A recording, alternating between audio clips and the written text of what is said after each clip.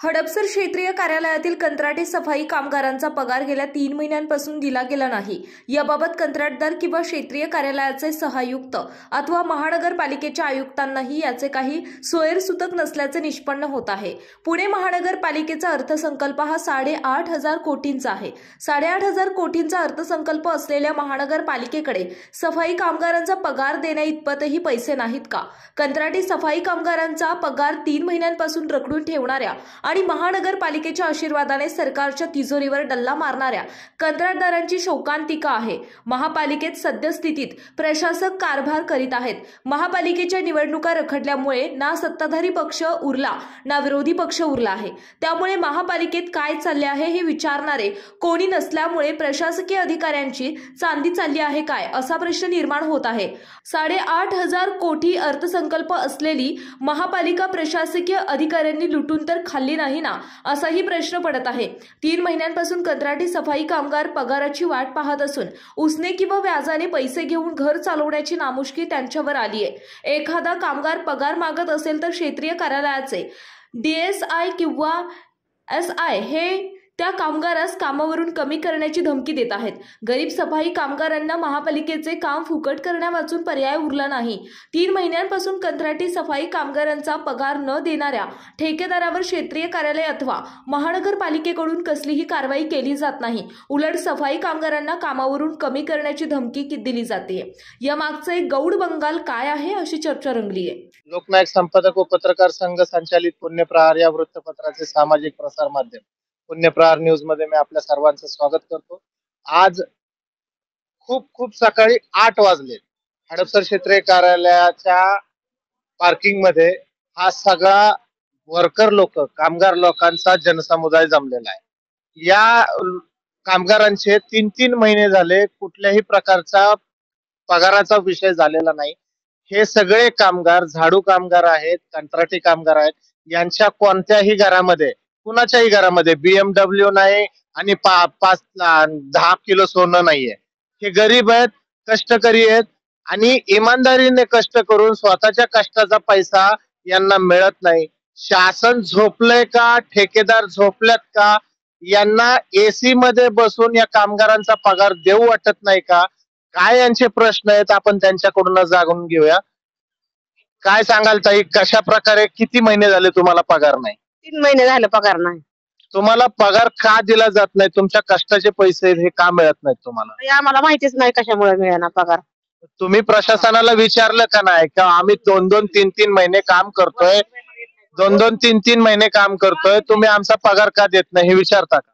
विचारतो पण ते लोक टाळमटाळ करतात, सांगतच नाही पेमेंटचं काय। बोलायला गेलं की तिकडून मुकदम लोक आम्हाला सोडत नाही। तोंड दाबून बुक्क्याचा मार जी म्हण आहे ना त्या पद्धतीनेच या कामगारांसोबत अत्याचार चालू आहे। आता यामध्ये काही महिला आहेत, काही पुरुषही आहेत।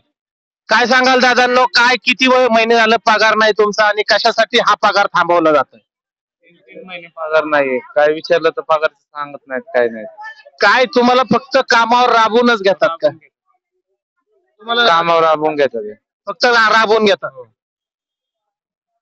काय करावं या प्रशासनाला की गोरगरीब जनतेचा कामगारांचा प्रश्न जर पगारातनी हा सोडवत नसतील आणि ह्या कामगारांना 3-3 महिने जर पगार मिळत नसेल, यांच्या घरामध्ये अन्न शिजत असेल का? यांच्या मुलाबाळांना खायला अन्न मिळत असेल का? येण्या जाण्यासाठी पैसे मिळत असतील का? ह्या सगळ्या गोष्टींचा उलगडा होईल। ताई, तुमच्या घरामध्ये सध्या किती दिवस झालं राशन नाही? राशन 3 महिने पेमेंट नाही। माझा मालक वारलेला आहे, ते लहान मुलं आहे, ते घरातला मीटर तोडलेला आहे। अजून 3 महिने पगार नाही। एकतर त्या माता भगिनीला तिचे मिस्टर नाहीये, वारलेले आहेत। मुलांना घेऊन ती कसं तरी कष्ट करून जगायचा प्रयत्न करते, पण प्रशासन आणि ठेकेदार हे यांच्याच पगारावर कुठेतरी मौज मजा करताना दिसत आहेत। ठेकेदार म्हणतो साहेब लोक म्हणते ती ठेकेदार देणार, पण देणार का? एखादा गेल्यावर वरी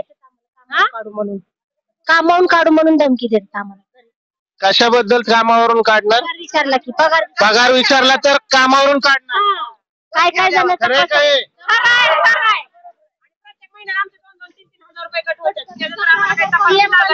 आम्ही कष्ट करतोय ना, मग आमच्या हक्काचे आम्हाला पैसे परत एकदा सांगा। दोन 3 महिने अशा पगार थांबले ना 2 ते 3 हजार रुपये दर महिन्याला आमचे गायब करतात ते. मग आम्ही एक दिवस कष्ट असं करतोय की झोपा सुद्धा नाहीये आम्ही. ते इंग्रजांचं राज्य काय वाईट नव्हतं. इंग्रजांचं राज्य काय वाईट नव्हतं. गोर गरीब जनतेला ते अत्याचार करत होते पण पोटभर खाऊ घालत होते. पण ह्या प्रशासनाचं काम इंग्रजांपेक्षा पण वाईट परिस्थितीत गेलंय. हे फक्त आणि फक्त यांच्याकडनं काम करून घेतात आणि कुठल्याही प्रकारचा पगार देत नाही. पगार मागितला तर ताईंनी सांगितल्याप्रमाणे पगार मागितला तर त्या मुकादमाकडनं आणि ठेकेदाराकडनं धमकी दिली जाते की तुम्हाला कामावरून काढलं जाईल. आणि आता ह्या पद्धतीचा जर वागणूक किंवा एक विशेष प्रकारची पिळवणूक जर यांची होत असेल तर प्रशासनाचे जे अधिकारी एसी मध्ये बसलेले आहेत त्यांना थोडी सुद्धा माणुसकीची जाण राहिली नाही का, हे प्रश्न निर्माण होत आहेत. आणखीन कोणती एका ताई माता भगिनी त्यांना त्यांचं मत व्यक्त करायचंय. आज बोला तुमचा पगार राहील.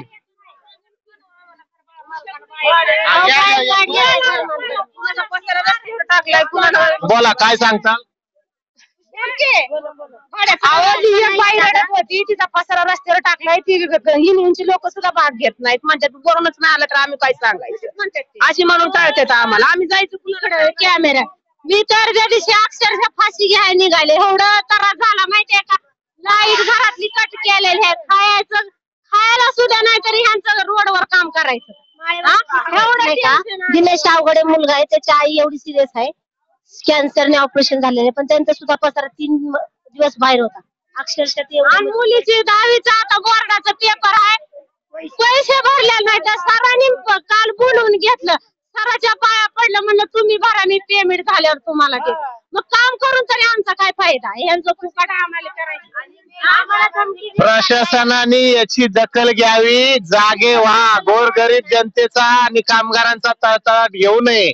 अशा प्रकारची जर परिस्थिती एखाद्या कामगारावर होत असेल तर प्रशासन ह्याला जबाबदार आहे. तुम्ही कामाला नाही आले पगारासाठी तर आम्ही दुसरे कामगार भरू अशी धमकी दिली जाते.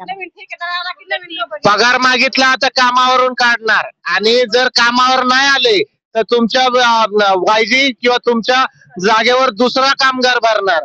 म्हणजे यांचं म्हणणं असं आहे की तुम्ही फक्त फुकट काम करा आणि तुम्ही पगार मागायचा नाही. पगार मागितला तर आम्ही दुसरे कामगार भरू किंवा तुम्हाला काढून टाकू.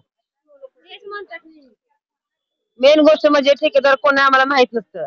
इथं वार्डात काय होतं ते माहित होत नाही आणि मीटिंग मोर्चा करता मात्र आम्हाला कोण साथ देत नाही. ठेकेदाराच्या कामगार म्हणून तुम्हाला आयडेंटिटी कार्ड बाकीच्या काही सुविधा मिळाल्या का नाही.